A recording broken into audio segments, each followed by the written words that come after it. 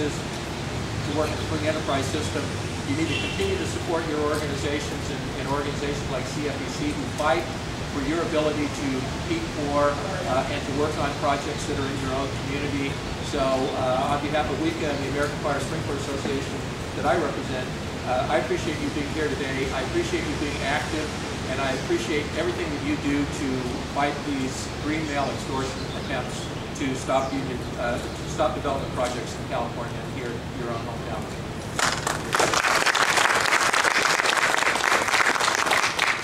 One of those electrical contractors that Richard was referencing, there's a top 25. In fact, I think their number one is Rexmore Electrical Contractors and Engineers. And they're represented here today ably by Greg Anderson. Greg is going to come say a few words on behalf of an actual contractor that's hurt by this type of extortion. Greg. Thanks, Eric. Good morning, everybody. Rexmore is an electrical contractor based in Sacramento, and some folks may or may not know this, but it was founded in 1922 in Sacramento, and is currently under the 4th generation of local family ownership. The employees of Rexmore choose on a daily basis to work in a merit shop environment that they represent themselves for the purposes of terms and conditions, working conditions, wages, and benefits. For a couple of decades, the employees have consistently chosen that route from a labor relations perspective.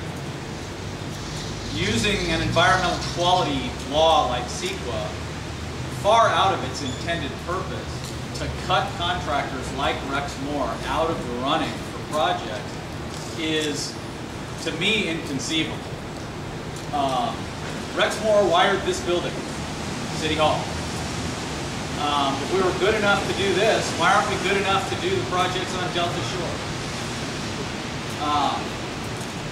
So Rexmore stands firmly opposed to the environmental extortion just to secure a union-only project labor agreement, not only for the bastardization of the CEQA process and for the discrimination against employees who choose to represent themselves in an employment situation. But also it costs the community and the public so much more dollars to develop good quality projects. Because if you cut 80% of the competition out of anything, let's face it, and it doesn't take an econ major to know what happens to prices. They go up. Rexmore and most of the member contractors, the Western Electrical Contractors Association, won't bid on a project with a project labor agreement on it. So no matter what the union says, that it doesn't exclude open shop contractors, it certainly does. And if an open shop contractor does choose to bid on a project labor agreement covered job, we can still only bring 5 of our current employees in most project labor agreements, and the rest of them have to come out of the hall. So what does that do to my employees? That I have a commitment and an obligation to secure as stable a work as I can. So I urge everybody to follow this call to action that Eric's going to bring up later and get involved. It's unfortunate that too few people are involved. Thank you very much. We're just going to end with some numbers and statistics here so you can all get a grasp on this, and then a call to action.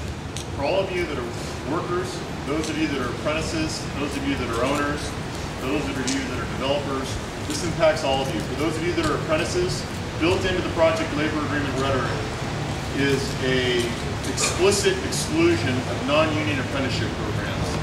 Only joint labor management programs are allowed, and that's not you. So right there, any of you that are in the PHCC apprenticeship training program, you are automatically and explicitly excluded from these projects. The other discrimination against the workers and the employers is more implicit. You have to pay dual benefits, pay union dues, go through the union hiring hall. As Greg said, if you are allowed a core workforce at all, you're only allowed about 5 workers. Well, it took more than 5 electricians to wire this building from Rexmore, so you can see why it makes it almost impossible for non-union or merit shop workers and employers to get work. So I wanted to make that clear. Well, our job, and all of your jobs will we need your help in doing is continuing to educate the public and the elected officials. This project's been approved by the City Council. It's supposed to be moving forward. Now it's being held up in court. So there will be instances where we'll need you to come out and show your support for this project at later dates. But I wanted to give you a grasp of just what's going on here, touch on some things I haven't touched on yet. 5,200 homes are going to be built in this project. Rumor has it that this region could have and use some home building. 5,200 homes. 1.3 million square foot of retail is going to be included in this project. As I indicated, 15,000 construction jobs, 8,000 permanent jobs. Over $3 billion in work. Who are the people that are holding this up? The law firm, Adams, Broadwell, Joseph, and Cardoza, have received almost $1 million from the 3 local unions that are holding this project up. Do you think there's a quid pro quo there? Do you think that there's a connection there? $1 million, and what do they get in return? The project held up until it becomes PLA. William Copper, who Nicole mentioned earlier, the attorney out of Davis. I think we need to go visit Mr.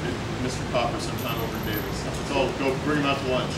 $118,760 he's received in just the last 2 years. 2 years from the unions. 118. That's not bad. That's not bad work. You hold up projects, we send you a check until we get a monopoly agreement. That's disgraceful. It's an abuse of the CEQA process, and it has to end. So what we'd like to do is have all of you do one of the following, or all of the following. Alicia, Nicole, Kevin, myself, come up to us, give us your card, we'll put you on our list to alert you as to when this type of event is occurring again, when you can be quote-unquote activated and mobilized. Keep your green mail shirts, your buttons, prepare to use them another day because we will need you.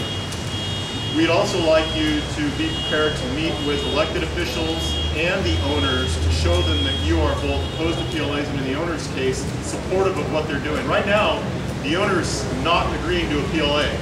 We need to show those people support. We need to let them know that they're not out there by themselves. Now, things like this help, but we need to make sure that when we meet with these folks, that folks like you are able to attend and show that you're willing to stand up behind them. That's very important. So we would appreciate you finding one of us, giving us your contact information so that we can mobilize you down the road. And we are then today, after we're finished with this, go to every media outlet in the town, hand a media packet to them so that they are aware of exactly what's going on. We're going to continue to educate the media to this. So far, the Bee's done a good job covering this. The Business Journal, they told me today they're both going to write stories about this even if they couldn't be here. But we need to make sure the television media, right over there at KCRA, and others are aware of this. So we need to have some follow-up with regards to this. We'll be doing that, but today we're going to go to every one of those outlets and leave our media packet with them. So thank you for coming today. Keep the shirts, keep the pens, be ready to use them again. Find one of us if we already don't have your contact information. And again, this is a vibrant and diverse construction community, 85% of which is non-union. Let's not exclude that 85% from being able to work on these projects. Thank you very much for coming today.